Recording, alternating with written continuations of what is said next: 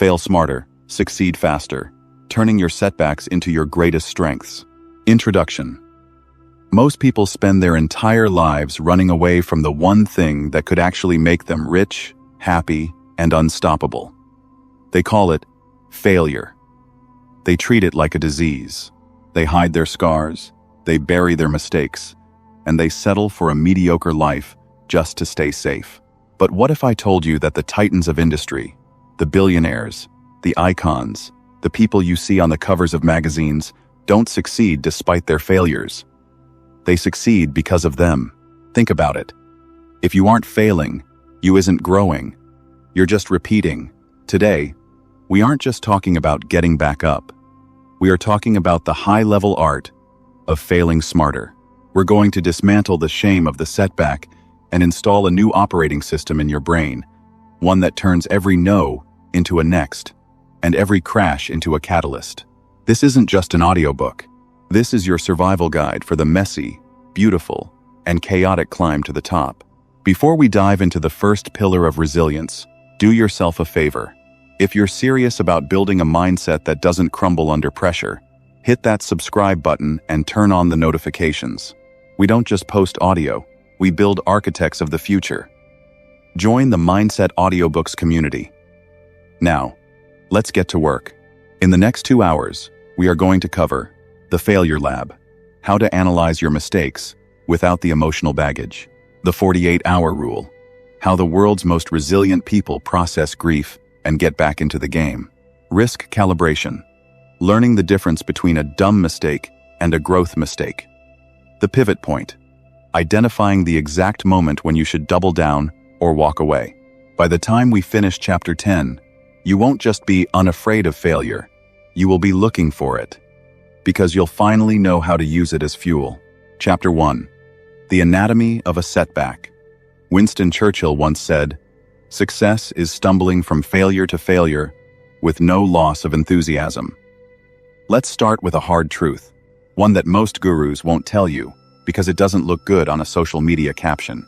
Failure hurts, it stings, it burns your ego. It keeps you up at 3 a.m. wondering if you're actually a fraud. Whether it's a failed business, a divorce, a passed-over promotion, or a creative project that stayed at 0 views, that visceral feeling of "I didn't make it" is a universal human experience.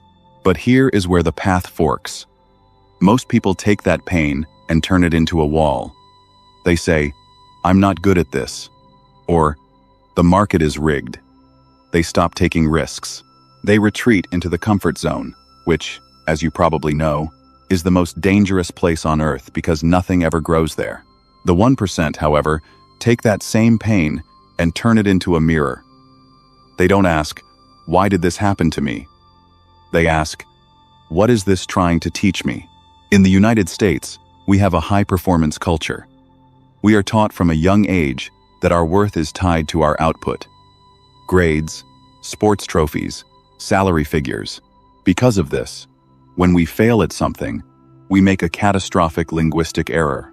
We stop saying "I failed at this task," and we start saying "I am a failure." Do you hear the difference? One is a temporary state of an external event. The other is an identity. When you adopt the identity of a failure, your brain literally stops looking for solutions. It shuts down the prefrontal cortex, the part of your brain responsible for logic and problem solving, and hands the keys over to the amygdala, the center of fear. Think about Steve Jobs. In 1985, he was famously fired from Apple, the very company he started in his garage. Imagine the ego blow.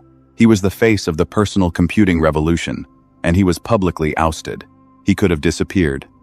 He could have spent the rest of his life bitter, telling stories in bars about how he was wronged. Instead, he later said that getting fired was the best thing that ever happened to him. It freed him from the heaviness of being successful and replaced it with the lightness of being a beginner again. He went on to start Next and Pixar. He failed smarter. He used the setback to sharpen his vision. When he eventually returned to Apple, he didn't just save the company, he redefined the world. If Steve Jobs had internalized that failure as an identity, you wouldn't have an iPhone in your pocket right now. To fail smarter, you must stop being the defendant and start being the scientist. When a scientist runs an experiment in a lab and it doesn't work, they don't cry. They don't throw the test tubes against the wall and quit science. They take a clipboard, they write down the results, they adjust the variables, and they try again. The experiment didn't fail. The experiment provided data. This is the shift I want you to make today. Every setback you have faced in the last year, every financial loss, every no from a client, every rejected idea is simply data. It is the universe telling you, not this way, try that way. Let's look at a real-life example from the American heartland. Consider the story of a man who failed in business in 31, was defeated for the legislature in 32, failed in business again in 33, had a nervous breakdown in 36, was defeated for speaker in 38, defeated for elector in 40, defeated for Congress in 43, defeated for Senate in 55, defeated for vice president in 56, and defeated for Senate again in 58. That man was Abraham Lincoln. If he had stopped at any one of those points, the United States might not exist as we know it today. Lincoln understood something fundamental. The only real failure is the one you don't learn from. He wasn't failing for 30 years. He was apprenticing. He was building the skin thick enough to handle a civil war. Why is this so hard for us? It's because our brains are wired for the savannah, not the Silicon Valley. To our ancestors, being rejected or failing meant being kicked out of the tribe, and being kicked out of the tribe meant death by a saber-toothed tiger. So, when your boss criticizes you, or your startup doesn't get funding, your body reacts as if you are about to die. Your heart rate spikes, your palms sweat, and you want to run. But you aren't on the savannah. There is no tiger. You have to manually override your biology. You do this by naming the feeling. I am feeling the sting of failure right now. This is a natural biological response. It does not define my future. Before we move to Chapter 2, where we will discuss the Failure Audit, I want you to do something. Think of your biggest setback from the last 5 years, the one that still makes you wince when you think about it. Now, I want you to find 3 hidden assets that came from that event. Did it make you more empathetic? Did it force you to learn a new skill you wouldn't have touched otherwise? Did it end a toxic relationship that was holding you back? Once you find the assets, the setback loses its power over you. It stops being a ghost that haunts you and starts being a tool in your belt. Remember, a diamond is just a piece of charcoal that handled stress exceptionally well. You aren't being crushed. You're being pressurized. In the US, we love a comeback story, but a comeback requires a departure. You have to leave the old you behind. The old you was the person who was afraid of looking stupid. The new you, the one we are building right now, is the person who realizes that looking stupid is just the tuition fee for becoming a master. As we move through this journey, keep your ears open for the pivot. We are going to teach you how to fail fast. If you're going to hit a wall, hit it at full speed so you can bounce off it and find the door. Don't linger in front of the wall. Don't try to push the wall. I have not failed. I've just found 10,000 ways that won't work. Thomas Edison. Edison wasn't being poetic. He was being literal. He knew that every mistake narrowed the field. Every wrong filament for the light bulb brought him mathematically closer to the right one. Are you looking at your life mathematically? Or are you looking at it emotionally? If you look at your bank account and it's lower than you want, that's a number. It's not a judgment on your soul. If your relationship ended, that's a shift in your social environment. It's not a verdict on your lovability. In Chapter 2, we're going to dive into the failure audit. I'm going to show you the exact framework used by Fortune 500 CEOs to deconstruct a disaster and turn it into a multi-million-dollar strategy. But for now, take a breath. Forgive yourself for the mistakes of the past. They were just the rough drafts of the person you are becoming. You're still in the game. And as long as you're in the game, the scoreboard can change in a heartbeat. Let's get into the mechanics of the smarter failure. Chapter 2. The Failure Audit: Extracting Gold from the Wreckage. If you are listening to this right now, it is likely because you have a scar that hasn't quite healed yet. Perhaps it is a financial wound from a business venture that went south. Or maybe it is the lingering sting of a professional rejection that felt personal. Most people take these scars and try to cover them up with expensive distractions, or a forced sense of toxic positivity that never actually solves the problem. They want to move on so quickly that they forget to pick up the very treasure they dropped during the fall. But here is the truth that the highest achievers in the world live by. A setback is only a total loss if you refuse to perform the autopsy. If you walk away from a disaster without understanding exactly why the engine exploded, you are doomed to board the same broken plane again next year. In this chapter, we are going to perform what I call the failure audit. We are going to take your greatest disappointment, pull it into the light, and deconstruct it until we find the hidden assets that will fund your next great success. In the world of behavioral economics, there is a concept known as the ostrich effect. It describes the way investors and professionals avoid looking at negative information, much like the myth of an ostrich sticking its head in the sand to hide from a predator. When we fail, our ego's first instinct is to hide the evidence. We stop checking the bank accounts, we avoid the people who saw us fail, and we delete the emails that remind us of our shortcomings. While this might provide a temporary sense of relief, it is actually a form of self-sabotage. By refusing to look at the wreckage, you are essentially throwing away a masterclass that you have already paid for with your sweat and tears. Ray Dalio, the founder of Bridgewater Associates and one of the most successful hedge fund managers in history, built an entire multi-billion-dollar empire on a single equation. Pain plus reflection equals progress. He realized that pain is the signal that something is wrong, but reflection is the magic that turns that pain into a principle for future success. If you skip the reflection, you are just left with the pain, and that is a recipe for burnout and bitterness. To perform a successful failure audit, you need to separate yourself from the system. You are not the failure. The system you used was simply inadequate for the task at hand. Let's break this down into 3 specific pillars that will help you strip the emotion away and get to the truth. Pillar 1. Radical objectivity. You must begin by writing down the facts of what happened, as if you were a third-party journalist reporting on the event.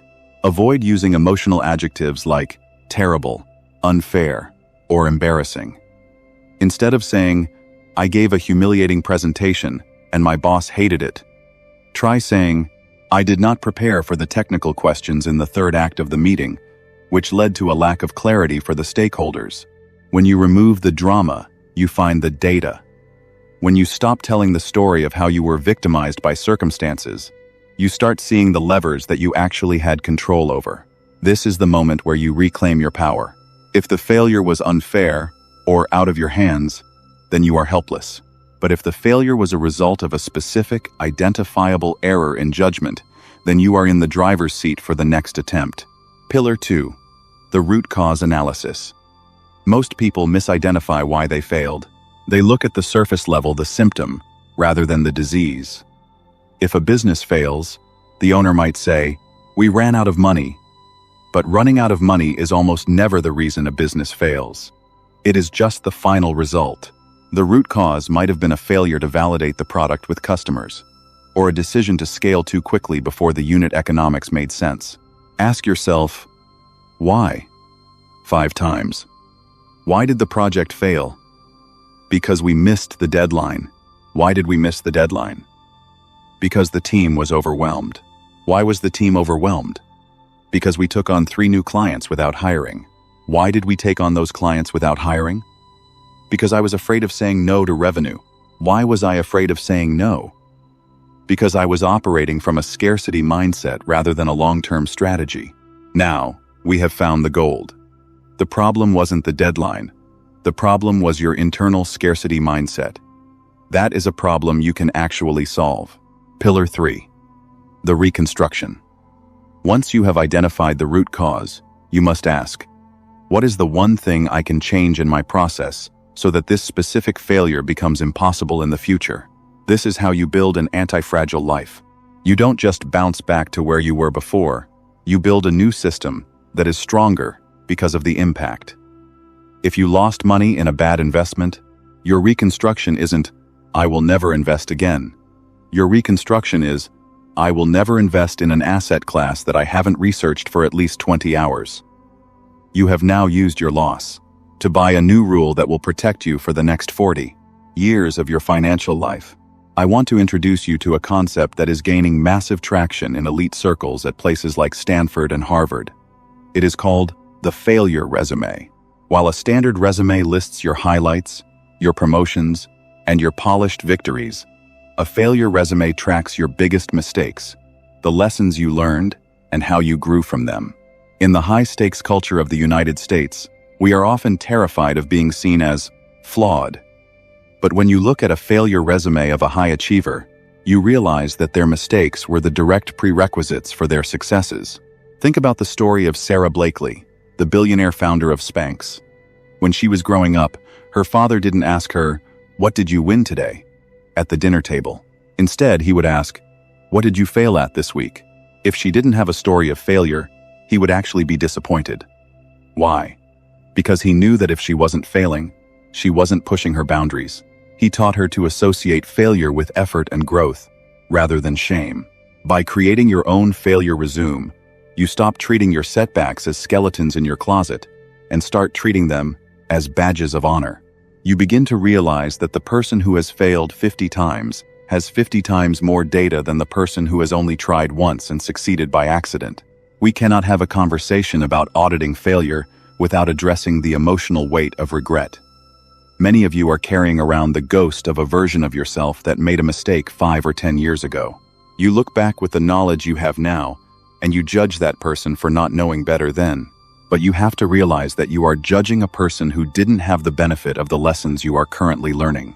The you that failed was doing the best they could with the tools, the mindset, and the information they had at the time. To hold a grudge against your past self is like being mad at a first grader for not knowing how to do calculus. The audit is not a trial where you play the judge and the jury. The audit is a research project. You must forgive the person who made the mistake, so that the person you are today can profit from it. When you hold on to the shame, you cloud your judgment. You make future decisions based on fear of repeating the past, rather than the excitement of building the future. In the American aerospace and medical industries, post-mortem meetings are mandatory. When a flight has a near miss or a surgery goes wrong, the entire team sits down in a room. Rank and ego are left at the door. They don't look for someone to blame. They look for the failure point in the protocol. They understand that human beings are fallible, but systems can be made robust. You need to adopt this post-mortem mindset in your personal life. If your diet failed this week, don't tell yourself, "I have no willpower." That is a character judgment, and it is useless. Instead, perform a post-mortem. Was there a specific time of day when you felt tempted? Did you fail to meal prep on Sunday? Was your stress level at work too high? When you fix the environment, the behavior often fixes itself. You aren't a weak person. You just had a weak plan. Fail smarter by upgrading the plan, not by punishing the person. Every time you conduct an audit on a failure and get back into the arena, you are earning what I call grit currency. This is a form of internal wealth that no one can take away from you. It is the deep-seated confidence that comes from knowing that even if the worst-case scenario happens, you have the framework to handle it. Most people are fragile because they have never intentionally looked at their failures. They are terrified of the dark because they don't know what is in it. But once you start auditing your setbacks, you realize that the monsters under the bed are just lessons in disguise. You become the person who can walk into any room, take any risk, and pursue any dream, because you are no longer afraid of the outcome. You know that you either win or you learn. And learning is just a slower way of winning. As we wrap up this chapter on the failure audit, I want you to take a moment of silence for the mistakes you've made. Acknowledge the pain they caused, but then I want you to mentally strip away the emotion. Look at the facts. Look at the data. What is the one truth that this failure is trying to tell you about your strategy, your circle of influence, or your mindset? In the next chapter, we are going to talk about the 48-hour rule. We are going to discuss exactly how to process the immediate aftermath of a crash so that you don't get stuck in the grief cycle for months or years. I am going to show you how the world's most resilient leaders go from a total disaster to a new plan in less than 2 days. You are doing the hard work right now. Most people would have turned off this audio by now because looking at failure is uncomfortable. The fact that you are still here, still listening, and still willing to audit your life proves that you have the DNA of a winner. You aren't just looking for a feel-good message. You are looking for a weapon, and that is exactly what we are building. It is not the critic who counts, not the man who points out how the strong man stumbles, or where the doer of deeds could have done them better. The credit belongs to the man who is actually in the arena, whose face is marred by dust and sweat and blood. By Theodore Roosevelt. Get back in the arena. Your audit is finished. Your new strategy is waiting. Let's move to Chapter 3 and talk about the speed of the rebound. Chapter 3. The 48-hour rule. The art of the rapid rebound. According to Marcus Aurelius, the impediment to action advances action. What stands in the way becomes the way. Imagine the moment the floor falls out from underneath you. Perhaps it was a phone call that ended a 10-year career, or a legal document that signaled the end of a marriage you tried desperately to save. Maybe it was a simple notification on your phone showing that your bank account has hit a level you swore you would never see again. In those seconds, your body is flooded with a cocktail of cortisol and adrenaline that makes your chest tighten and your vision blur. This is the red zone, the immediate aftermath of a catastrophic setback where your logic is offline and your emotions are screaming for a way to escape the pain. Most people handle this moment in one of two ways, and both of them are traps that lead to long-term failure. The first group tries to tough it out by burying their emotions under a mountain of work or distractions, only to have those feelings explode later in the form of burnout or health problems. The second group falls into the grief pit, where they spend weeks, months, or even years replaying the failure in their minds like a horror movie on a continuous loop. But there is a third way. A strategy used by elite athletes, special forces operators, and high-stakes CEOs to ensure they don't lose their momentum. It is called the 4-8-hour rule, and it is the secret to moving from a victim mindset to a victor's strategy in record time.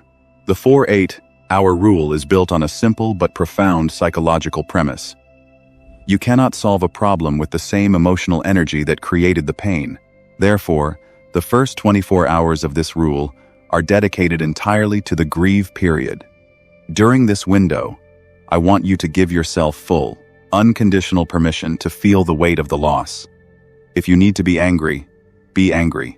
If you need to sit in silence and stare at a wall, do it. If you need to talk to a trusted friend and vent the frustration that is boiling inside you, then make that call. The mistake most hustle culture influencers make is telling you to just keep grinding and ignore the pain. This is fundamentally bad advice, because suppressed emotions act like a debt that must eventually be paid with high interest. By allowing yourself 24 hours to fully experience the setback, you are actually clearing the emotional cache of your brain. You are acknowledging the reality of the situation so that your subconscious doesn't have to keep reminding you of it through anxiety and nightmares. However, there is a very strict boundary on this period. You are allowed to feel the pain, but you are not allowed to make any permanent decisions while you are in the grieve period. Do not send the angry email to your former boss. Do not post your frustration on social media, and do not liquidate your remaining assets in a fit of panic. You are a passenger in your own body for these first 24 hours, letting the storm pass through you without letting it steer the ship.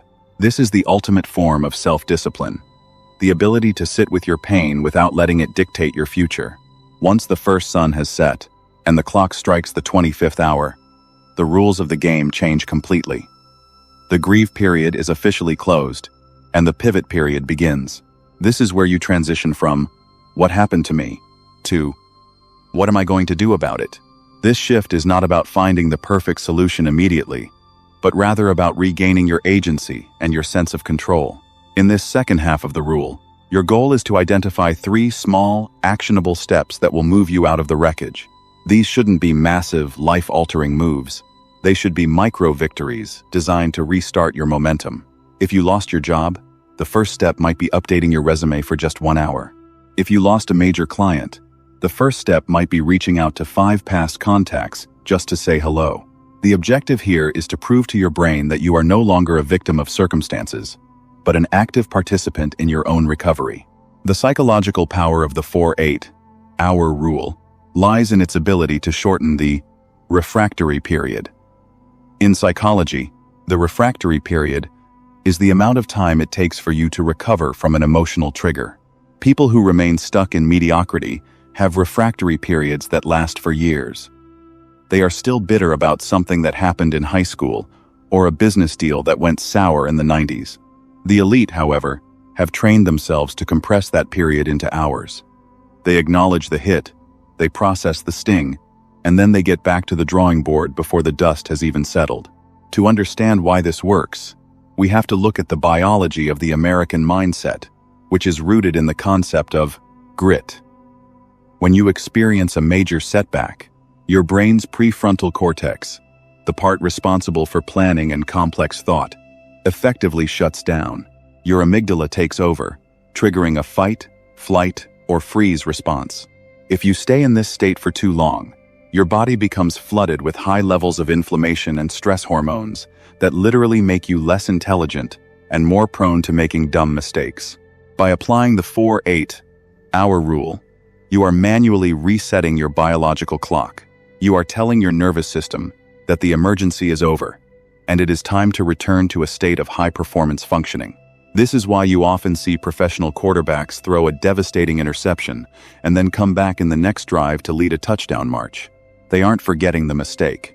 They are simply refusing to let the emotional residue of the past play interfere with the tactical execution of the present play. They have mastered the art of the mental reset, and you must do the same if you want to survive the volatility of the modern world. Let's look at a story that resonates deeply with the American spirit of innovation. In the early 2000s, a young entrepreneur had spent years building a company that was supposed to revolutionize the way people shared information.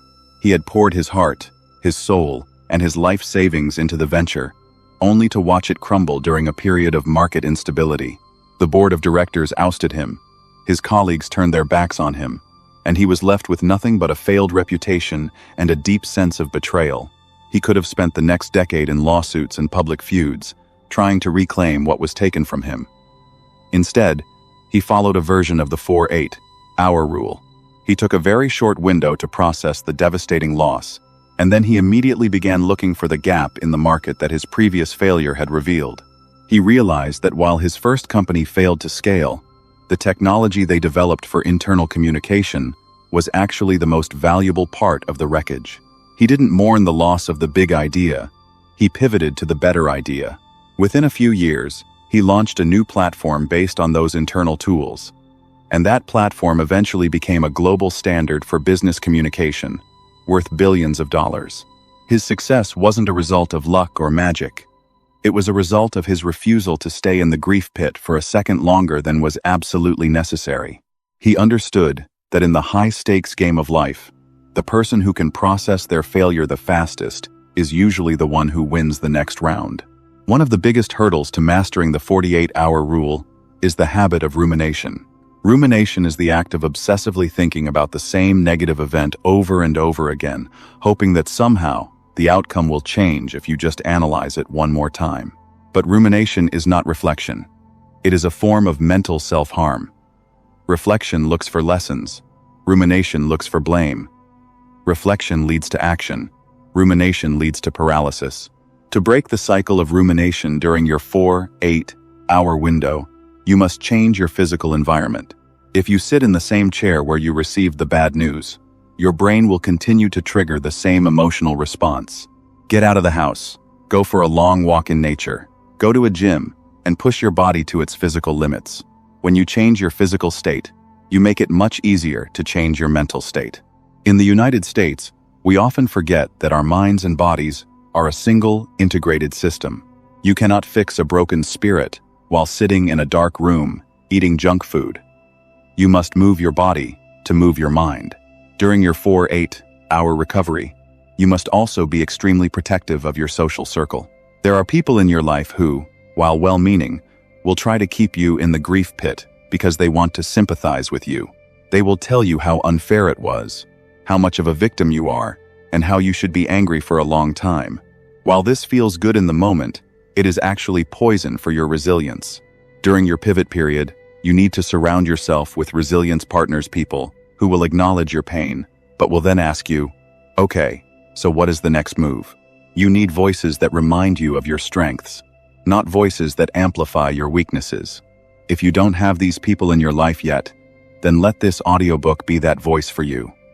Let the words of the greats who came before you be the standard you hold yourself to. You are not defined by the fact that you fell. You are defined by the speed at which you choose to stand back up. As the 48th hour approaches, you should have a clear, 3-step plan written down. It doesn't have to be a masterpiece, and it doesn't have to be a plan for the next 5 years. It only needs to be a plan for the next 5 days. This plan acts as a bridge between the disaster and the new beginning. When you wake up on the 3rd day, you are no longer the person who failed. You are the person who is executing a new strategy. The 48-hour rule is about reclaiming your narrative. It is about deciding that while you cannot control the wind, you can absolutely control the set of your sails. Every time you practice this rule, you are building a psychological muscle that will make you nearly indestructible. You will start to realize that no setback is permanent, and no failure is final unless you choose to stop moving. In the next chapter, we are going to dive into the concept of risk calibration. Now that you know how to recover from a hit, I am going to teach you how to choose the right battles so that you aren't wasting your energy on dumb risks. We are going to look at how to distinguish between a mistake that destroys you and a mistake that evolves you. The sting of your recent setback might still be there, but the red zone is fading. You have survived the first 48 hours, and the world is already starting to look different. You are becoming a master of the rebound, and that makes you one of the most dangerous people in the arena. You are not just recovering, you are reloading. Ralph Waldo Emerson said, "Our greatest glory is not in never falling, but in rising every time we fall." Let's keep rising. Onward to Chapter 4. Chapter 4. Risk Calibration. The difference between a gamble and a growth strategy. Mark Zuckerberg stated that, "The biggest risk is not taking any risk." In a world that is changing really quickly, the only strategy that is guaranteed to fail is not taking risks. We've spent the first 3 chapters learning how to survive a crash, audit the wreckage, and bounce back within 48 hours. But now we must tackle a deeper question. How do you decide which risks are actually worth the potential for another setback? Many people think the fearless mindset is about jumping off every cliff and hoping to build a plane on the way down. In reality, that's not bravery. It's a recipe for a very short career. Truly successful people, the ones with the so-called Midas touch, are not gamblers. They are masters of risk calibration. In the American psyche, we celebrate the all-in moment, the entrepreneur who put their last dollar into a dream and hit the jackpot. But those stories skip over thousands of people who did the same and ended up bankrupt. To fail smarter, you must stop treating risk like a coin flip and start treating it like a laboratory experiment. Learning to distinguish between a dumb risk that can end your journey and a smart risk with massive upside and controlled downside. The secret to consistent growth is a concept called asymmetry. In a symmetric situation, your potential gain equals your potential loss, like betting $50 to win $50, a zero-sum game that eventually leaves you exhausted and broke. But an asymmetric risk is one where the downside is capped and known, while the upside is virtually unlimited. This is the mindset's holy grail. Take starting a side business while keeping your day job. The downside is a few lost hours of sleep and some startup costs, but the upside could be a multi-million-dollar company and total freedom for the rest of your life. That is an infinite gain. When you fill your life with these types of small bets, you become mathematically destined for success because you can fail 9 times and still win big once, wiping out every previous loss. Most people do the exact opposite. They take on symmetric risks every single day without realizing it. They stay in a job they hate because it feels safe. But the downside is the slow death of their soul and the risk of being fired during a recession, while the upside is simply a 3% raise next year. They are risking everything for a very small reward. To fail smarter, you must flip this script. You must become a hunter of asymmetry, looking for the opportunities where the cost of being wrong is a bruise, but the reward for being right is a kingdom. One of the most difficult things to accept is that in a modern, globalized economy, the safe path is often the most dangerous one of all. In the United States, we were raised with a blueprint that told us if we worked hard, kept our heads down, and avoided risks, we would be rewarded with security. But that blueprint was written for an era that no longer exists. Today, the world moves too fast for safety to be a viable strategy. If you aren't moving forward, you're actually moving backward because the world is passing you by. When you refuse to take risks because you are afraid of failing, you are actually making a very high-stakes bet. You are betting that the world will stay exactly the same as it is right now. You are betting that your industry won't be disrupted by artificial intelligence, that your company won't be acquired, and that your health will always remain perfect. That is a gamble with a massive downside and zero upside. True security doesn't come from avoiding the storm. It comes from building a ship that can navigate any weather. Calibration is about deciding which storms are worth the journey. Whenever you contemplate a new risk, your brain's amygdala will try to convince you that you are about to walk into a lion's den. It doesn't distinguish between the risk of starting a YouTube channel and the risk of being eaten by a predator. Both feel like a threat to your survival. This is why you can't rely on feelings to calibrate risk. You must rely on your math. The next time you are paralyzed by the fear of a potential setback, I want you to perform a worst-case scenario audit. Ask yourself, if this goes completely wrong, what is the absolute worst thing that will happen? Usually, the answer is that you will be embarrassed, you will lose some money, or you will have to start over. In 99% of cases, none of those things will kill you. Once you define the monster in the dark, it loses its power. You realize your fear is vastly out of proportion to the actual danger. Jeff Bezos, the founder of Amazon, used what he called a regret minimization framework to calibrate the risk of starting his company. He didn't ask himself if he would be successful. He asked his 80-year-old self if he would regret not trying. He realized that the risk of failing at a startup was much smaller than the risk of living the rest of his life with the "what if" haunting his thoughts. He chose the risk with the higher emotional upside. That is the essence of failing smarter. Choosing the path that leads to growth, even if it is paved with the possibility of a fall. Calibration isn't just about choosing the right risk. It is also about the speed of the test. In the software world, developers don't release a finished product on day one. They release a beta version. They want to find the bugs. They want to see where the system breaks. And they want to fail in a controlled environment so they can fix it before the stakes get too high. You should apply this beta mindset to your own goals. If you want to change careers, don't quit your job tomorrow and move across the country.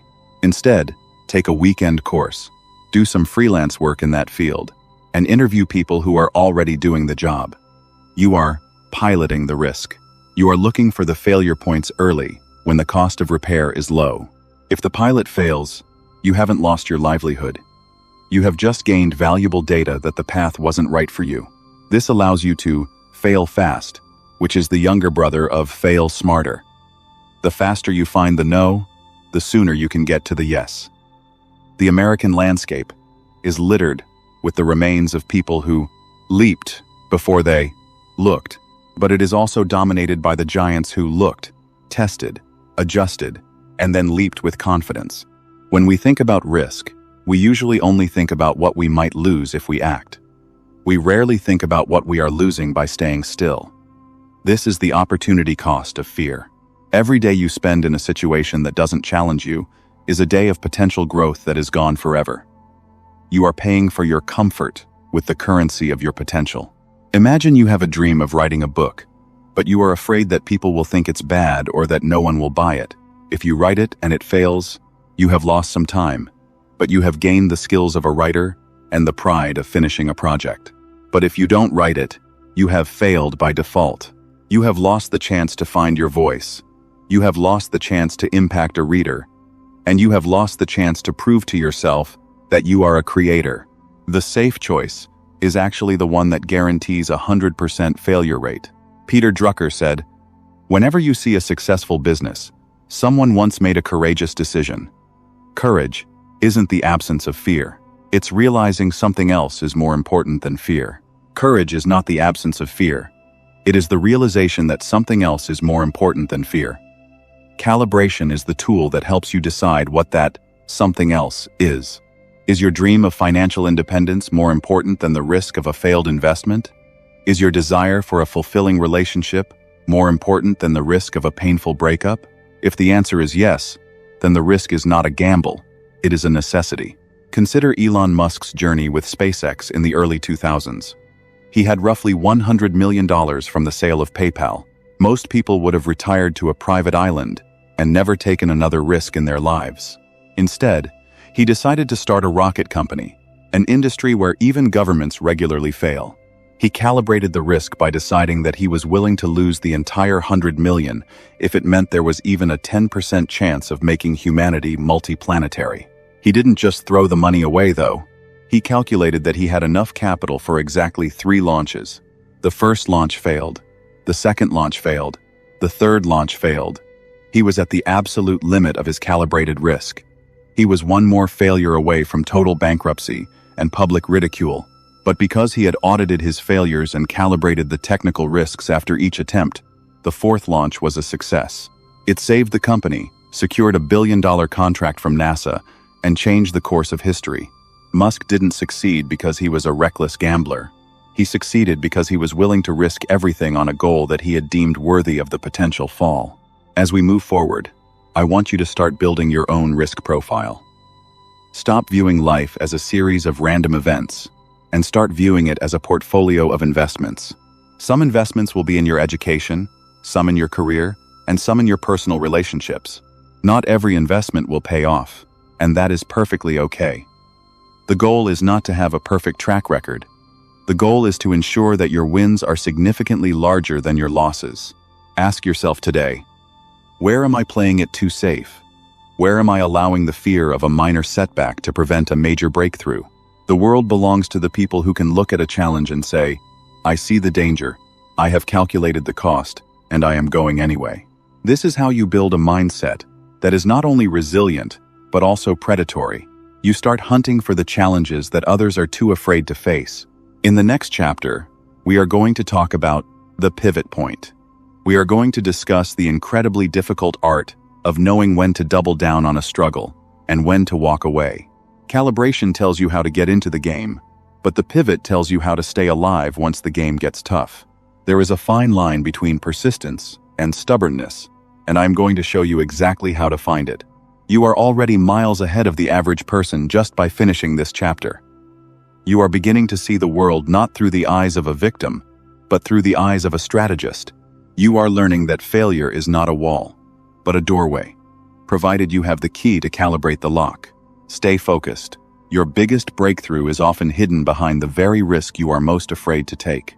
Let's learn how to navigate the pivot together. Virgil said, "Fortune favors the bold." But remember, the boldest people are the ones who have already done the math. Let's move to Chapter 5. Chapter 5. The Pivot Point. Knowing when to double down and when to walk away. We have been conditioned from the moment we could crawl to believe in a singular, unwavering American virtue. The idea that winners never quit and quitters never win. We see it in our movies, we hear it in our locker rooms, and we read it in our history books. We celebrate the person who stayed with the sinking ship until the very end, viewing their stubbornness as a form of noble sacrifice. But in the cold, hard reality of building a successful life, that advice is not only incomplete, it is often dangerously wrong. To fail smarter, you must understand the vital difference between grit and stupidity. You must master the art of the pivot point. A pivot is not a surrender. It is not a sign of weakness or a confession of inadequacy. In the world of high-stakes technology and venture capital, a pivot is a strategic change in direction that allows you to keep your vision alive while changing the vehicle you use to get there. It is the realization that the wall you are trying to run through is made of reinforced concrete, but there is an unlocked door just 3 feet to your left. If you keep hitting the wall, you aren't being persistent. You are simply committing slow-motion professional suicide. Today, we are going to learn how to identify that door before you run out of energy and resources. The primary reason most people fail to pivot when they should is a psychological trap known as the sunk cost fallacy. This is the tendency to continue an endeavor Once an investment in money, effort, or time has been made, even if the current costs outweigh the future benefits, your brain tells you, I can't quit now. I've already spent 3 years and $50,000 on this project. But the 3 years and the $50,000 are gone, regardless of what you do next. They are sunk. When you make decisions based on what you have already lost, you are effectively letting your past mistakes hold your future hostage. You are throwing good money after bad, and good years after wasted ones. To fail smarter, you must learn to make decisions based only on the future utility of your actions. Ask yourself, if I were starting today with no history and no investment, would I choose to enter this situation? If the answer is an honest no, then you aren't staying the course. You are drowning in your own history. In the United States, we take a peculiar pride in our toughness. But true toughness is the ability to admit you were wrong so that you can eventually be right. It takes zero courage to continue doing the same failing thing day after day out of habit. It takes immense courage to stand up, look your peers in the eye, and say, this direction is no longer viable, and we are changing course immediately. That is the hallmark of a leader who is more committed to the mission than to their own ego. To understand the pivot, you must distinguish between your vision and your strategy. Your vision is your destination. It is the why behind everything you do. Your strategy is the how. It is the map you use to get there. You should be stubborn about your vision, but you must be flexible about your strategy. Imagine you are sailing from New York to London. Your vision is to reach the United Kingdom. However, if a massive storm appears in the middle of the Atlantic, you don't just sail straight into it because winners never quit. You change your strategy. You tack left, you adjust your sails, and you might even stop at a different port to wait out the weather. You have pivoted your strategy, but your vision of reaching the destination remains unchanged. Many people make the mistake of falling in love with their strategy rather than their vision. They become so attached to their specific business model, their specific job title, or their specific way of doing things, that they ignore the clear signals that the market of life is no longer buying what they are selling. When you pivot, you aren't abandoning your dream. You are simply upgrading the engine that is supposed to take you there. You are choosing a path that actually exists, rather than the one you wish existed. One of the most effective ways to handle a pivot is to set what I call kill criteria, long before you are in the heat of the moment. When we are emotionally invested in a project, our judgment is clouded. We become like the gambler at the casino, who believes the next hand is the one that will turn everything around. To avoid this, you need to establish objective markers for when a project or a path is no longer worth the investment. Professional mountaineers do this every time they climb a peak like Everest. They set a turnaround time. If they haven't reached the summit by 2 p.m., they turn around. No matter how close they are. They know that if they push past that point, they won't have enough oxygen or light to make it back down alive. The summit is the vision, but the 2 p.m. rule is the kill criteria for the strategy. What are your kill criteria for your current goals? If I don't see a 10% growth in revenue by December, I will change my business model. If this relationship does not show signs of mutual respect and therapy progress in 6 months, I will walk away. If I haven't received a promotion or a significant skill upgrade at this job in 2 years, I will look for a new company. By setting these markers in advance, you remove the emotional agony of the decision. You aren't quitting in a moment of weakness. You are executing a pre-planned survival protocol. This is how you protect your most valuable asset, your time. You can always make more money, but you cannot manufacture more years. Failing smarter means refusing to spend another second on a path that has already proven to be a dead end. Let's look at a real-life example of a pivot that changed the world. In the mid-2000s, a group of developers launched a platform called Bourbon.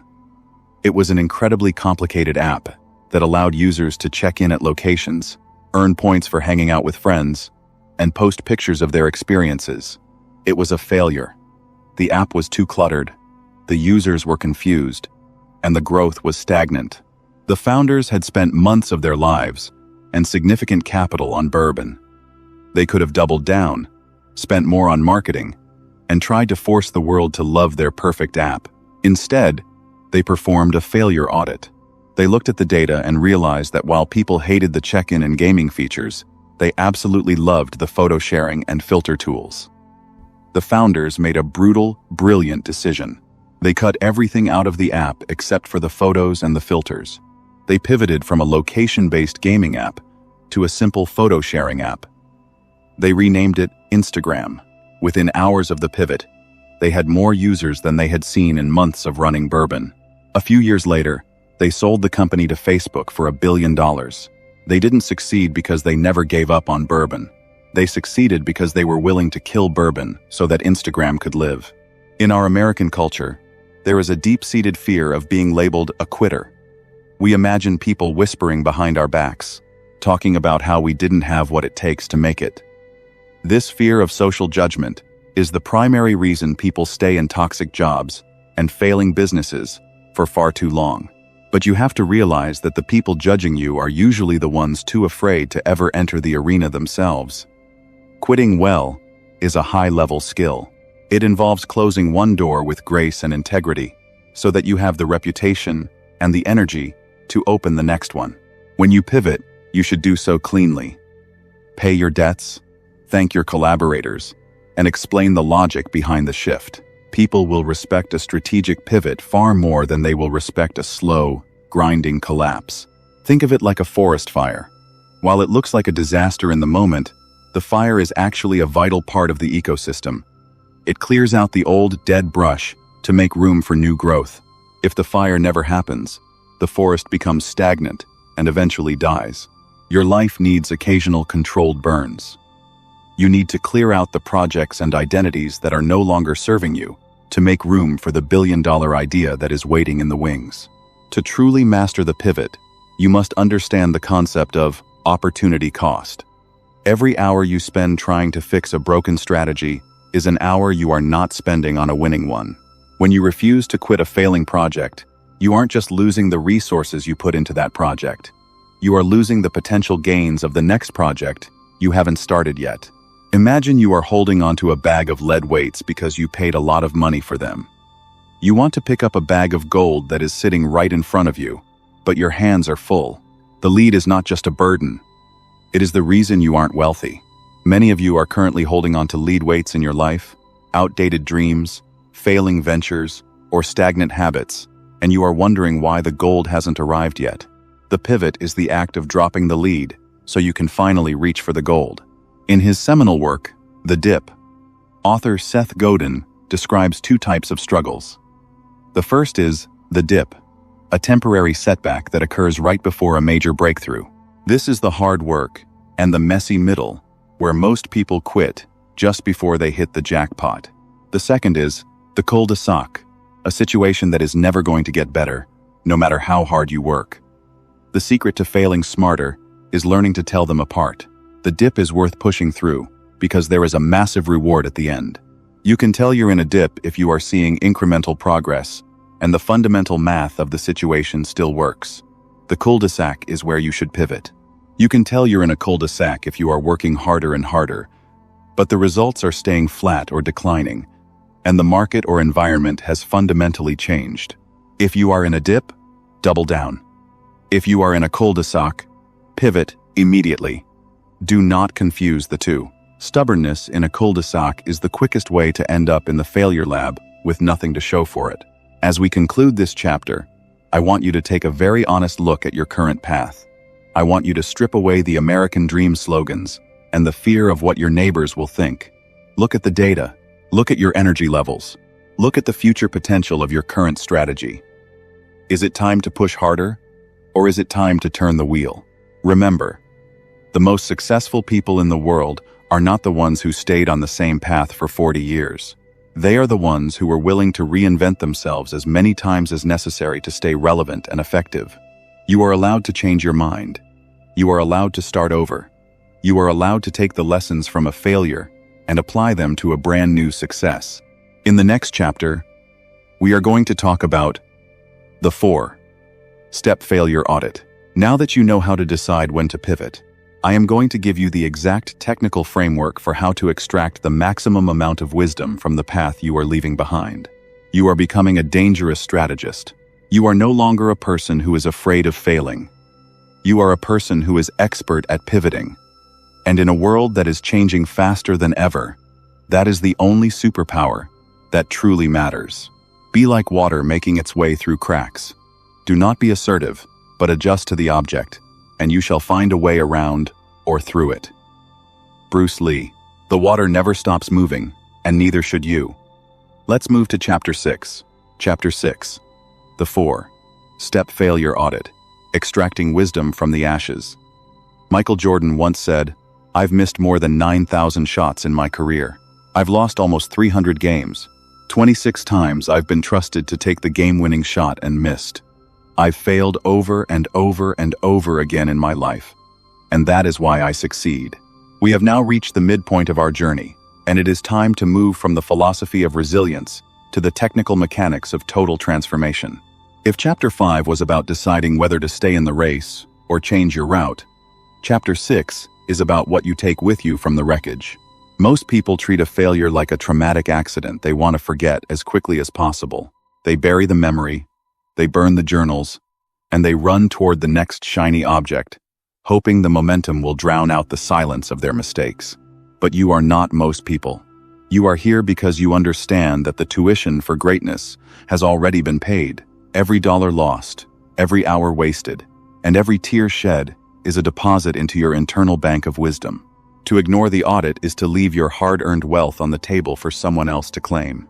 In this chapter, I'm going to walk you through a rigorous, 4-step framework designed to strip the shame away from your setbacks and leave you with a refined, high-octane blueprint for your future. The first and most difficult step in any failure audit is what I call the ego divorce.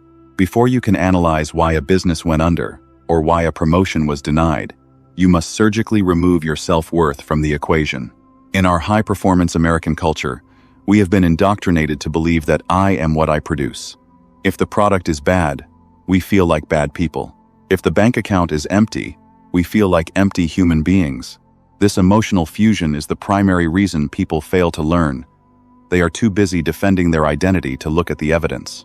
To perform the ego divorce, you must adopt the perspective of a third-party investigator.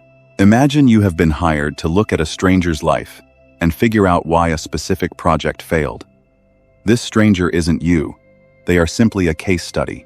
When you look at your mistakes through this lens, the sting begins to fade.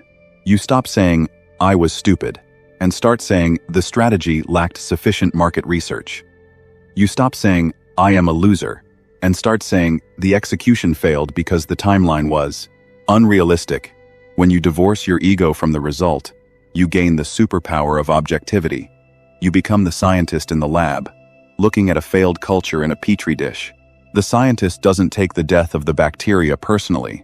They simply note the temperature, the acidity, and the environment.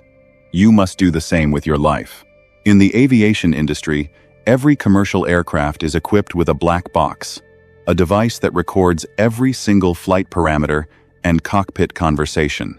When a plane goes down, the first priority is not to find someone to blame, but to find that box. The data contained within it is the only thing that can prevent the next crash. It is the most valuable object in the wreckage. Your life has a black box too. It is your calendar, your bank statements, your emails, and your daily habits. Step 2 of the audit requires you to map out the flight path of your failure with brutal, granular honesty. You need to look at the sequence of events that led to the setback. Where was the first check engine light that you ignored? Was it a conversation with a mentor that you dismissed? Was it a gut feeling you suppressed because you were in a hurry to see results? Let's look at the story of the Ford Edsel, one of the most famous product failures in American history. Ford spent millions of dollars and years of development on a car that the public absolutely hated. They could have simply called it bad luck and moved on. Instead, they performed a massive data audit. They realized they had ignored the shifting tastes of the American consumer and had relied on outdated marketing data from years prior. That failure, that black box of data, is what eventually led Ford to create the Mustang, one of the most successful cars ever built. They used the wreckage of the Edsel to build the engine of the Mustang. You must find your Mustang by looking deeply into the data of your Edsel. Once you have mapped out the sequence of events, you must move to variable isolation.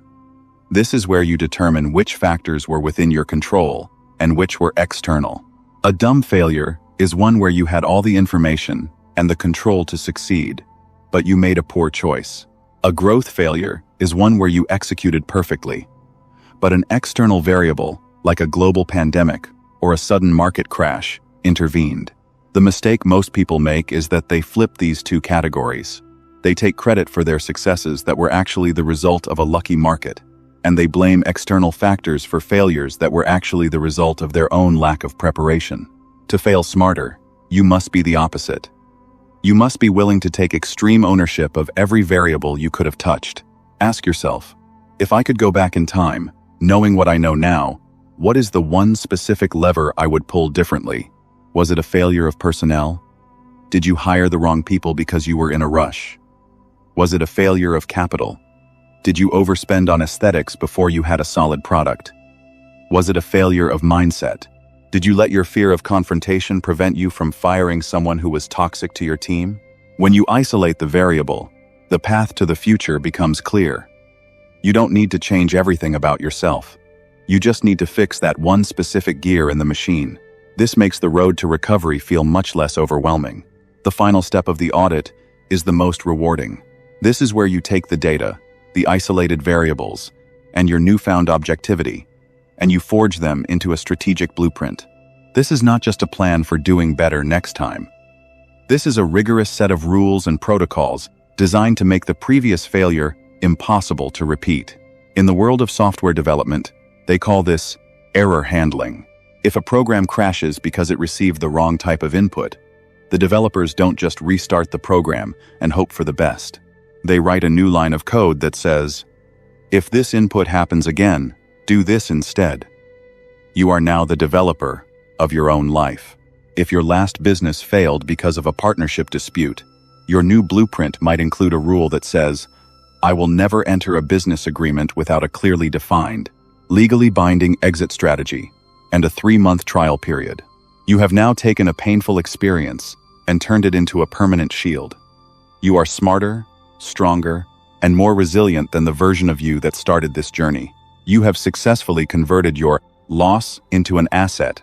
We often think that failures have to be catastrophic to be worth auditing. We wait for the divorce, the bankruptcy, or the total burnout before we stop to look at our lives.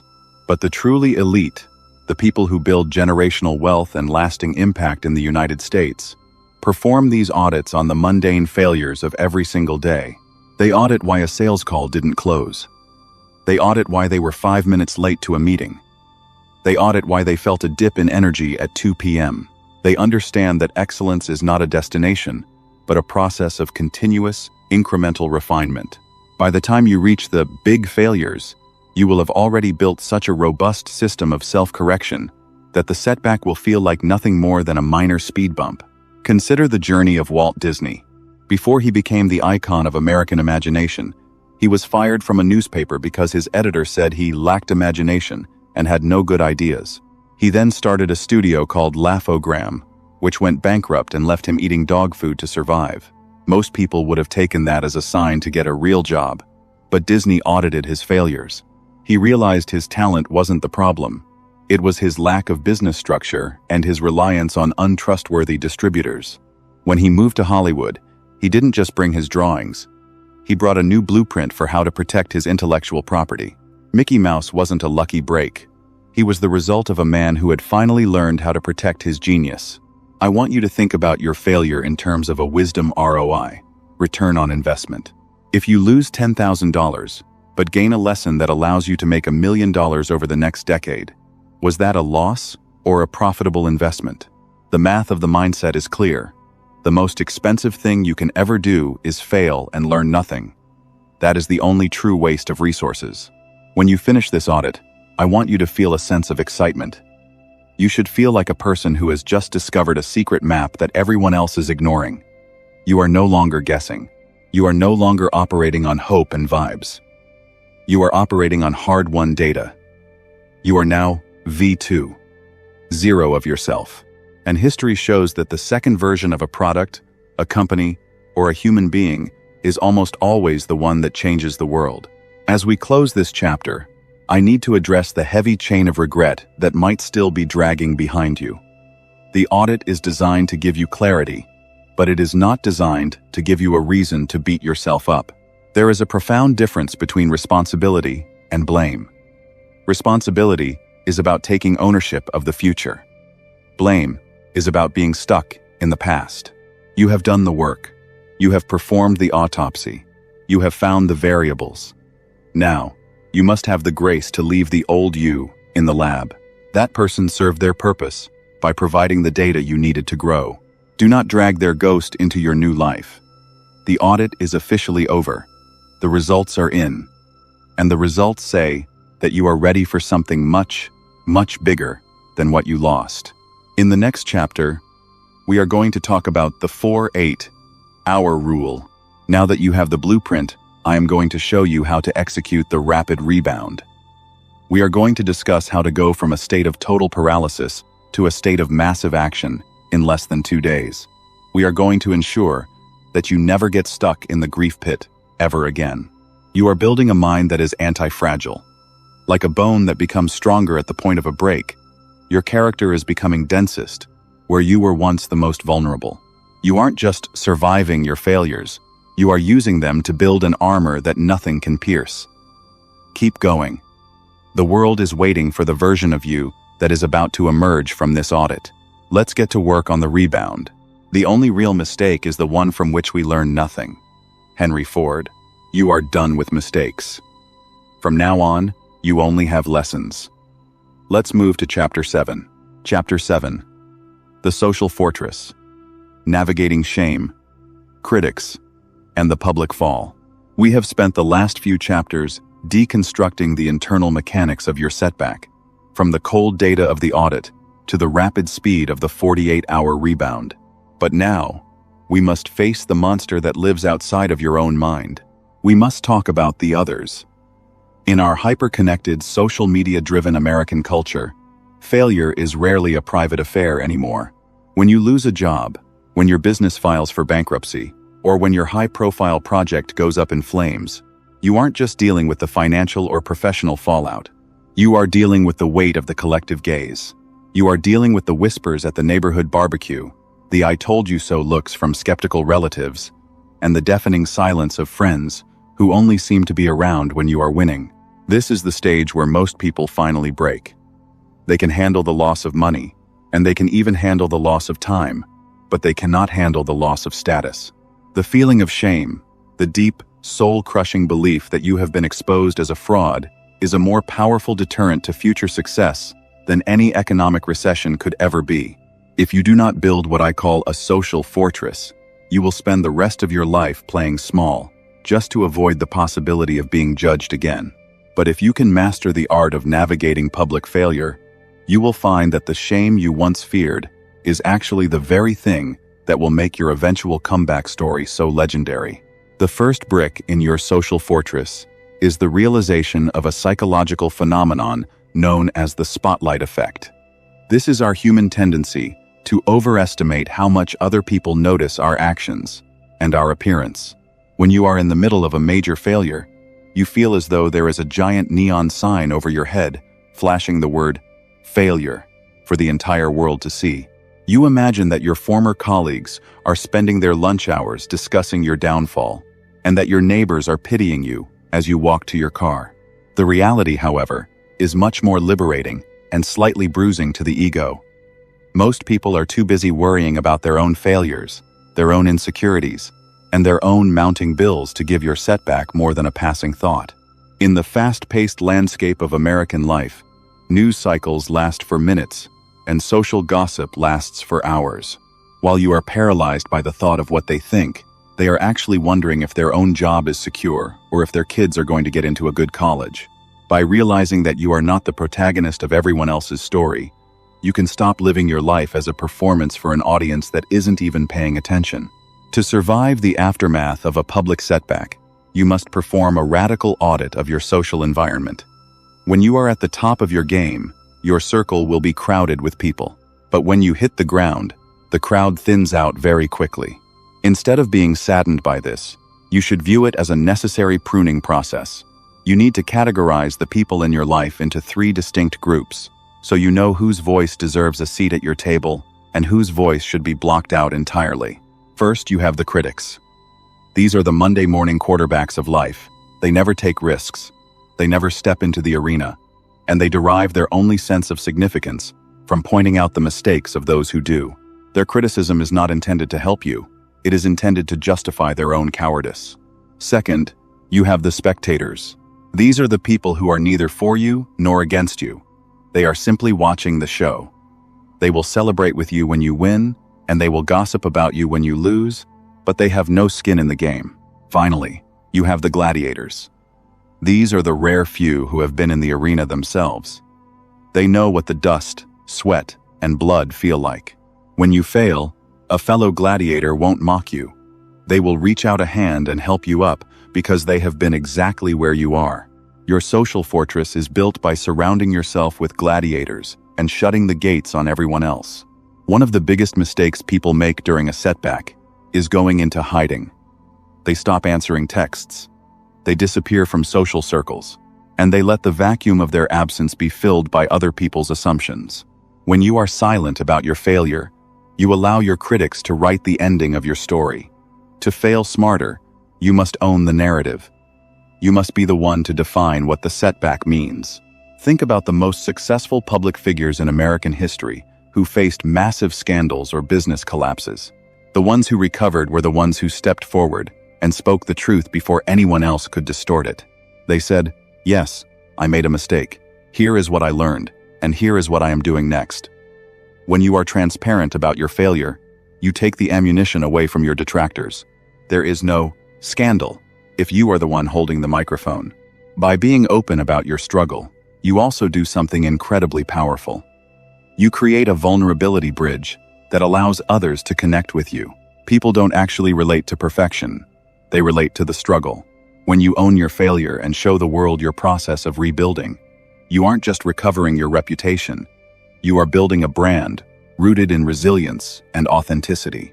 It is important to understand that your fear of what people think is not weakness. It is biology.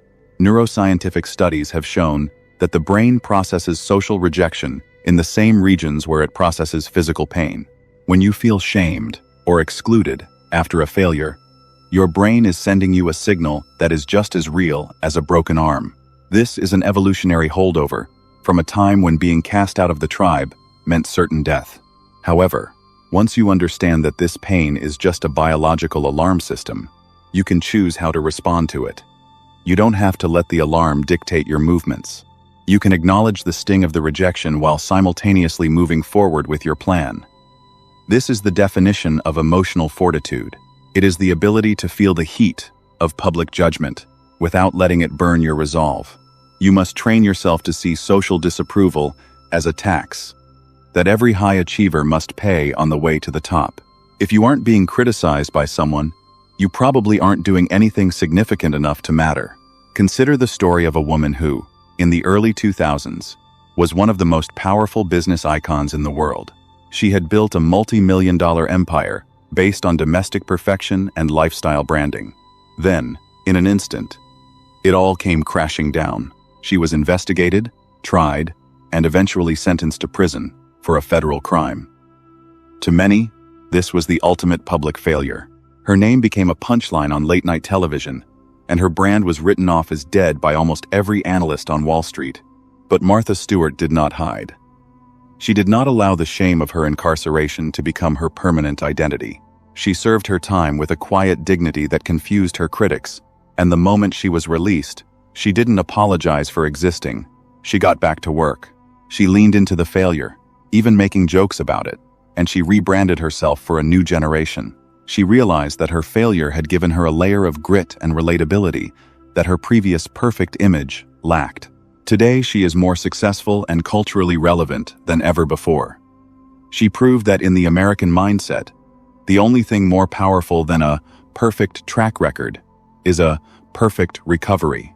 While you must shut out the noise of the masses, you cannot afford to be an island. A social fortress is not a prison. It is a stronghold. You need a small, elite team of people who are allowed to tell you the hard truths you don't want to hear. These are not yes men who will coddle your ego. These are accountability partners who will look at your failure audit and ask, are you actually changing the variables, or are you just making excuses? This inner circle should consist of 3 roles. The mentor, someone who has already climbed the mountain you are on and can see the pitfalls ahead.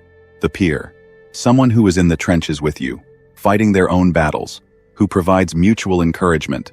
The truth teller, someone who loves you enough to tell you when you are being stubborn or when your ego is getting in the way of your pivot. When you have these 3 pillars in place, the opinions of the outside world become irrelevant.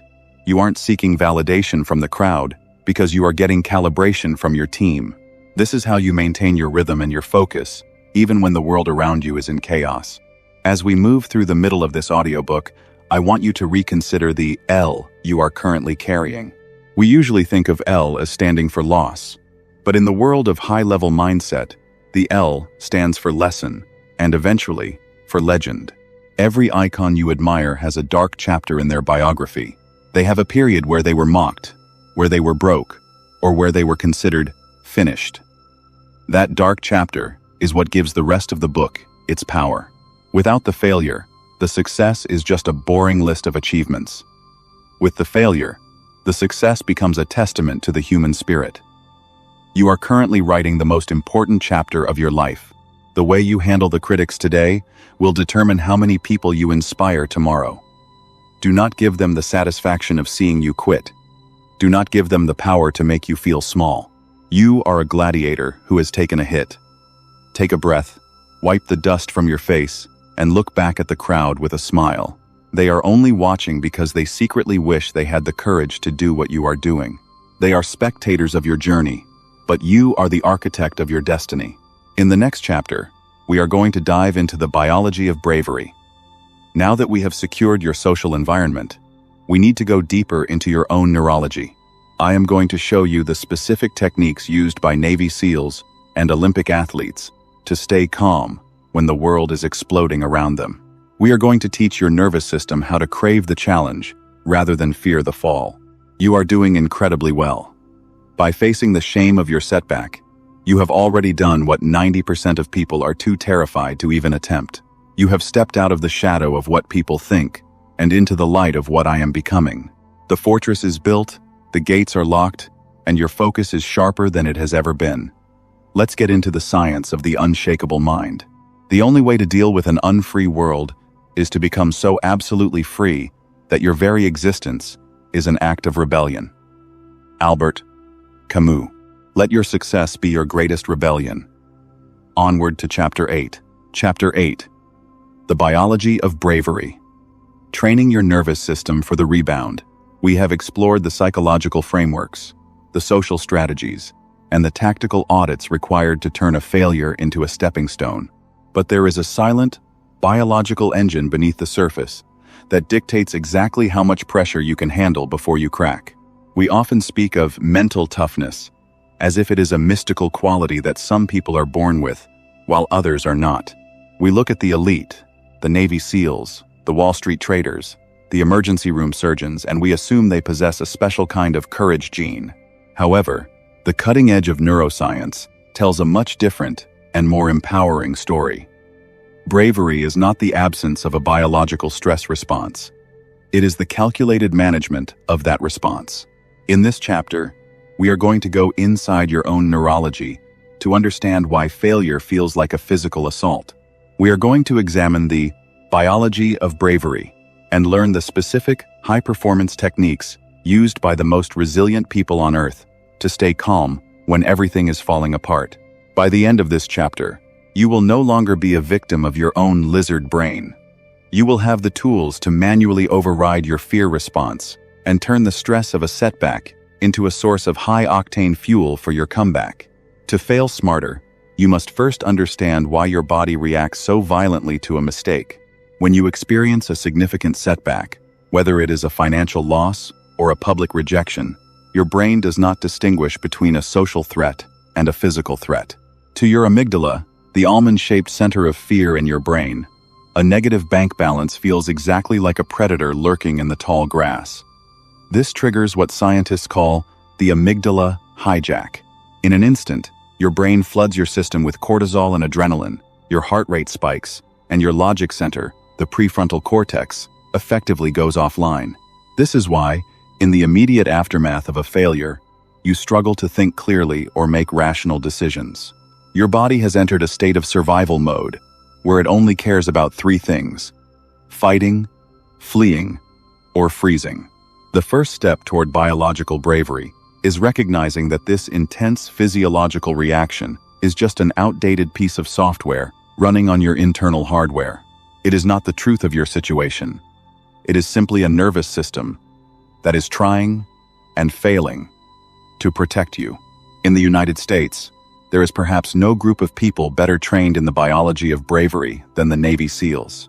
During their grueling selection process, candidates are pushed to the absolute limits of human endurance. The instructors aren't just looking for physical strength. They are looking for arousal control. They are looking for the men who can keep their heart rates low while their world is exploding. To achieve this, the special operations community utilizes a framework known as the Big Four of mental toughness.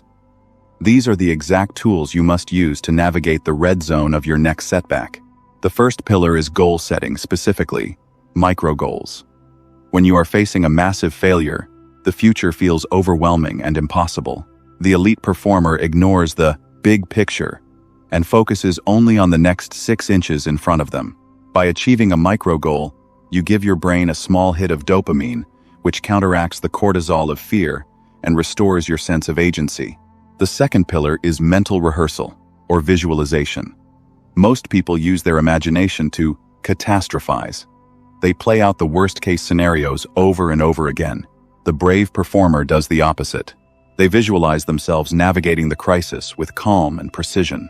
By mentally rehearsing your response to failure before it happens, you create neural pathways that your brain can follow when the pressure is actually on.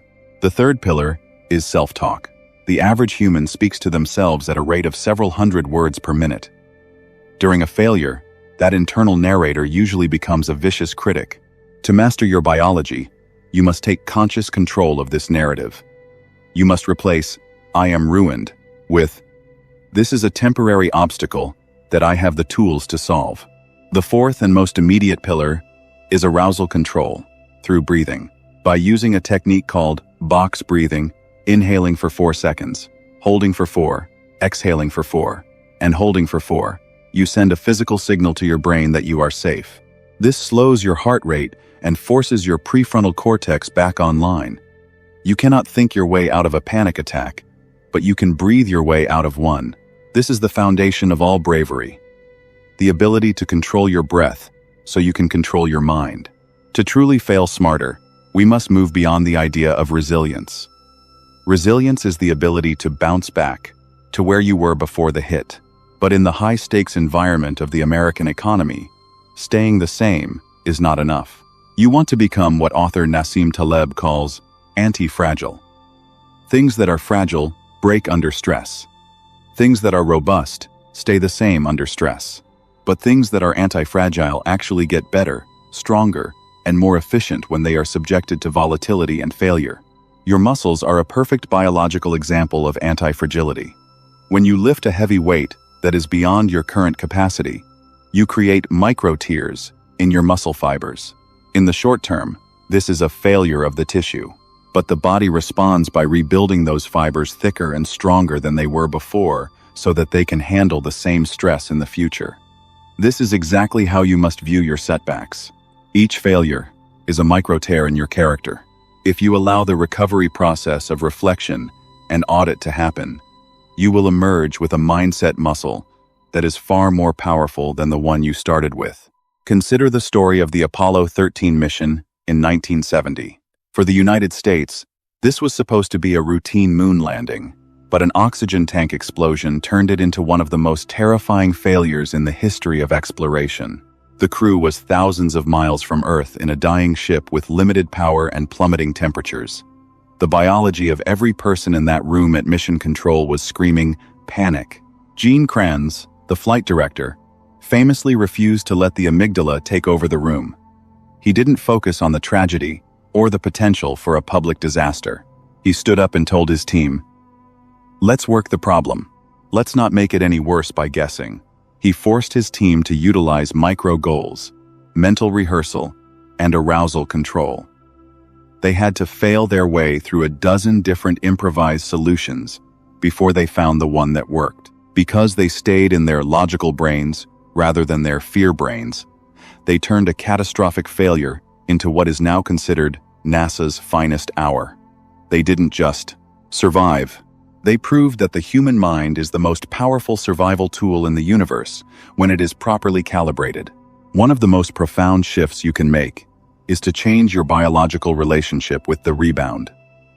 Most people view the struggle after a failure as a painful necessity. However, you can actually train your brain to find pleasure in the process of rebuilding. This is the secret of the world's most successful entrepreneurs. They have developed a dopamine loop associated with problem solving rather than just with winning. When you overcome a small obstacle during your recovery, your brain releases dopamine, the reward chemical. If you focus your attention on these small victories, you start to wire your nervous system to crave the climb as much as the summit. You become the person who is energized by a challenge rather than drained by it. This is why some people seem to have infinite energy when their back is against the wall. They aren't superhuman. They have simply changed what their brain considers to be a reward. They have learned to find the high in the hustle of the comeback.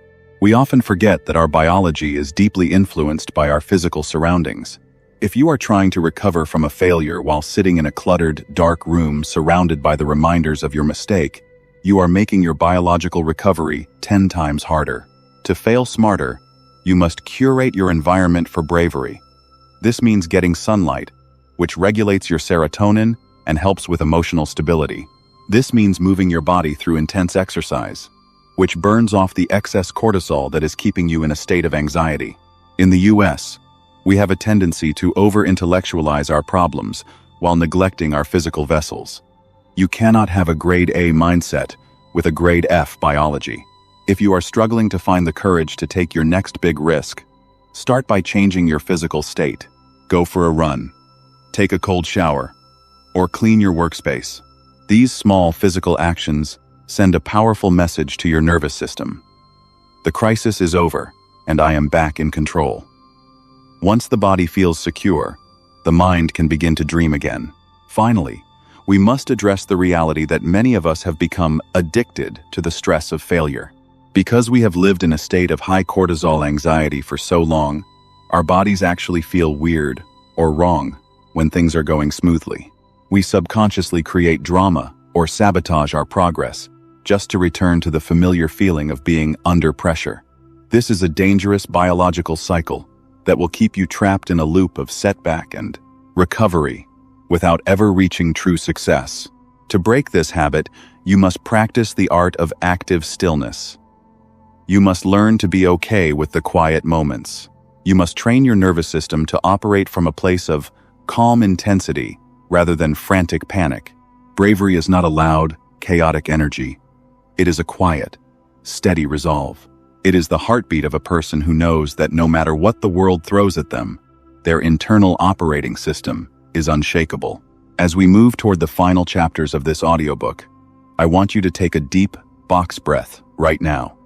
Feel the air filling your lungs, and notice how your heart rate begins to stabilize. This is your power. This is your biological fortress.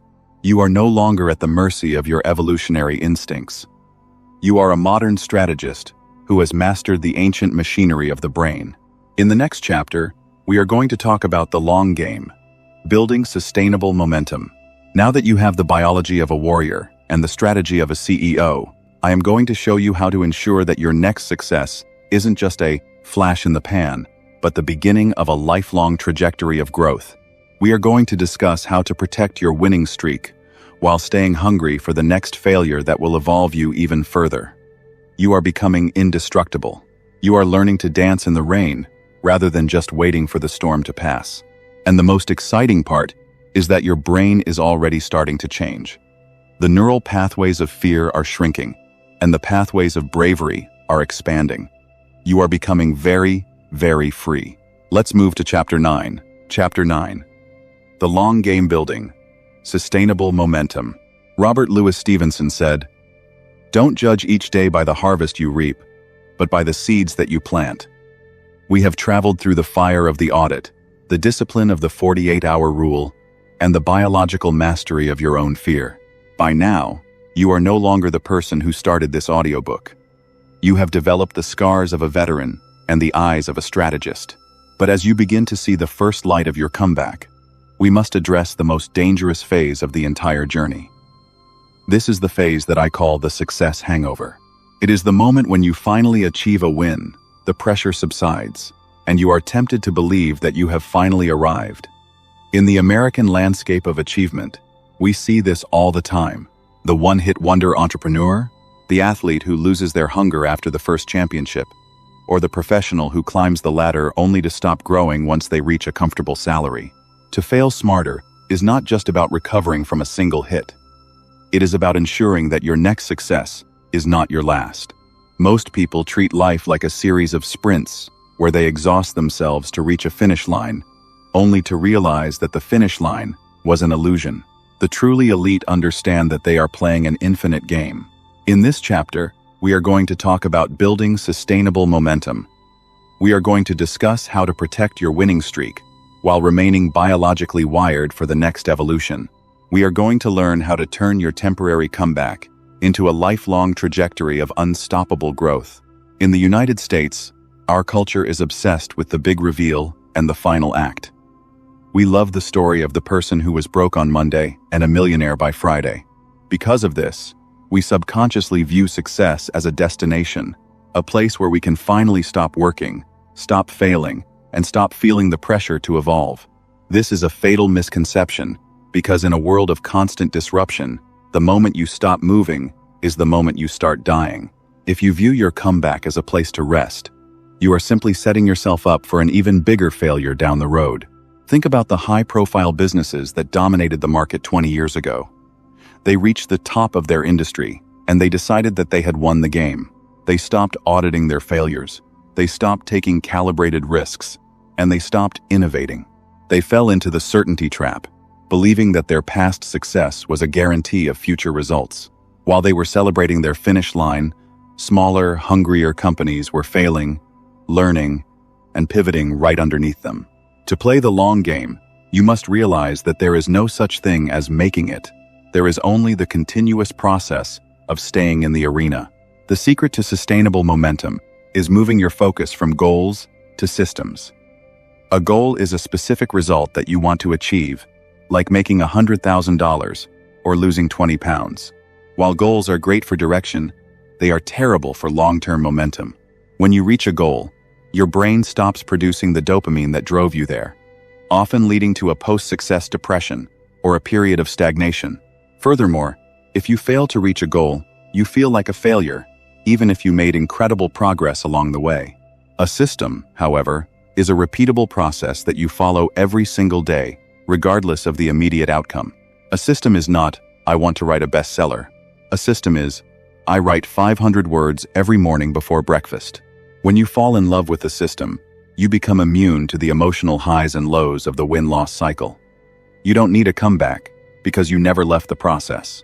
This is the 1% rule in action. If you improve your system by just 1% every day, you aren't just growing linearly, you are compounding. By the end of a year, you aren't 365% better. You are 37 times better than when you started. In the context of failing smarter, this means that every mistake you audit becomes a permanent upgrade to your system. Over a decade, these small corrections stack on top of one another until you have built a life that is so robust and so efficient that failure becomes a mathematical improbability. As you begin to succeed again, you will inevitably hit what is known as a plateau. This is the period where your current level of effort no longer produces the same level of results. For most people, the plateau is where they quit. They think they have reached their limit, or they assume that they have peaked. But a plateau is actually a biological signal that your current system has reached its maximum capacity. It is a sign that you need to fail again in order to grow. To break through a plateau, You must intentionally seek out new challenges that are slightly beyond your current capability. You must be willing to look like a beginner all over again. Many successful people are too afraid of their reputation to do this. They want to maintain the expert image, so they stay in their comfort zone and eventually become obsolete. But the long-term winners are the ones who are willing to reset their ego. Consider the career of a legendary American musician like David Bowie. He didn't just find one sound and stick with it for 40 years. Every time he reached a plateau of success, he killed off his current persona and started something completely new. He took massive risks. He failed occasionally, and he confused his audience. But because he was willing to pivot and evolve, he remained culturally relevant across 5 decades. Sustainable momentum requires a level of mental maintenance that most people ignore until it is too late. You cannot drive a high-performance car at 100 miles per hour for 5 years without changing the oil and checking the tires. Yet, we expect our brains to handle the intense pressure of the American dream without any periods of recovery or calibration. To play the long game, you must build rests into your high-performance system. This is not rest in the sense of being lazy. This is strategic recovery. It is the intentional period where you step away from the grind to gain a new perspective. Many of the most successful CEOs in the US think weeks, periods where they go into total isolation with nothing but books and a notebook. They aren't working in the traditional sense, but they are performing the vital maintenance required to ensure their vision is still clear and their strategy is still sound. If you are currently in the middle of a comeback, you might feel like you don't have time to stop. You might feel that if you slow down for even a second, the momentum will vanish. But the opposite is true. If you don't build in moments of reflection, you will eventually start making tired decisions. Let's look at the story of Howard Schultz and the evolution of Starbucks. By the mid-2000s, Starbucks was a global powerhouse. They had reached the finish line of their industry. But because they were focused on rapid growth and quarterly earnings, they lost sight of the system that made them great in the first place, the experience of the third place between work and home. The coffee became mediocre, the stores lost their soul, and the stock price began to plummet. Schultz, who had stepped down as CEO, realized that the company was in a slow-motion collapse. He returned to the helm and did something that shocked the business world. He didn't just cut costs or hire a new marketing agency. He closed every single one of the 7,000 Starbucks stores in the United States for a full afternoon to retrain his baristas. He was willing to lose millions of dollars in a single day to fix the system. He performed a massive public audit of the company's failures and pivoted back to the original vision. Because he was willing to take a short-term loss for a long-term gain, he rebuilt the momentum and made the company more profitable than it had ever been. He understood that you have to be willing to break the current version of your success to build the next one. To survive the long game, you must also build what I call a success reserve. This is a combination of financial capital, social capital, and emotional resilience that acts as a buffer against future failures. When you are winning, it is easy to spend every dollar you make and ignore your relationships because everything is great. But the smart strategist knows that the winter is always coming. Your success reserve is what allows you to fail smarter the next time. If you have 6 months of living expenses in the bank, a failure in your business is a strategic pivot. If you have $0 in the bank, that same failure is a life-shattering catastrophe. If you have spent your winning years building deep, authentic relationships, those people will be there to help you rebuild when you hit a snag. If you have spent those years being arrogant and self-centered, you will find yourself alone in the wreckage. Momentum is not just about moving forward. It is about building a foundation that can withstand a hit. You should be using your current period of growth to shore up your defenses, upgrade your skills, diversify your income, and deepen your connections. The goal is to reach a point where no single setback can ever take you out of the game completely. This is the ultimate form of freedom, the knowledge that you are anti-fragile, because you have built a life that profits from volatility. As we conclude this chapter, I want you to shift your gaze even further into the future. I want you to stop thinking about your next 6 months and start thinking about your next 6 decades. What kind of legacy are you building through your resilience? When people look back at your life, do you want them to see a person who had a few good runs, but eventually faded away? Or do you want them to see a person who was a master of the comeback, a person whose life was a continuous series of evolutions and triumphs over adversity? In the United States, we are a nation built by people who were failures in their home countries. We are the descendants of the misfits, who decided that the current system wasn't working and they were willing to cross an ocean to start something new. That spirit of the long game is in your DNA. You are not just building a career. You are building a story that will inspire the generations that come after you. Your failures are not stains on your record. They are the most interesting chapters of your autobiography. We have covered the anatomy of the fall, the mechanics of the audit, the biology of the brain, and the strategy of the long game. You now have the complete toolkit for failing smarter and succeeding faster. But there is one final piece of the puzzle that we must address. We need to talk about the philosophy of the unstoppable. In the final chapter, we are going to pull everything together into a daily operating manual for your life. I am going to show you how to wake up every single day with the quiet confidence of a person who knows they cannot be defeated. We are going to discuss the ultimate realization that failure is not something that happens to you, but something that happens for you. You are standing on the edge of a brand new life. The momentum is building, the systems are in place, and your vision is clearer than it has ever been. Let's finish this journey together and install the final piece of the Mindset Audiobooks philosophy. Winston Churchill said, "Success is not final. Failure is not fatal. It is the courage to continue that counts." You have the courage. Now, let's build the legacy. Onward to Chapter 10. Chapter 10. The Unstoppable Mindset, your daily manual for permanent growth. Theodore Roosevelt once said, "It is not the critic who counts, not the man who points out how the strong man stumbles, or where the doer of deeds could have done them better. The credit belongs to the man who is actually in the arena." We have reached the summit of this journey together. But as you stand here overlooking the landscape of your future, I want you to realize that this is not an ending. This is the moment where your theoretical knowledge transforms into a visceral, lived reality. You have spent the last 2 hours dismantling the old, fragile version of yourself and replacing it with a reinforced, strategic architecture designed for the high-pressure world of modern achievement. You have learned how to audit the wreckage, how to reset your biology, and how to navigate the social minefields of public opinion. You are no longer a person who is simply trying to succeed. You have become a person who is functionally unstoppable because you have removed the one thing that stops everyone else: the fear of being wrong. In this final chapter, we are going to distill everything we have discussed into a daily operating manual. We are going to move beyond the big catastrophic failures and talk about how to live every single hour with the fail smarter philosophy as your compass. Your ability to fail smarter begins the moment you open your eyes. Most people start their day in a reactive state, checking their phones and allowing the external world to dictate their emotional temperature. This is a recipe for fragility. To maintain an unstoppable mindset, you must begin with a period of morning calibration. This is where you intentionally prime your nervous system for the challenges ahead.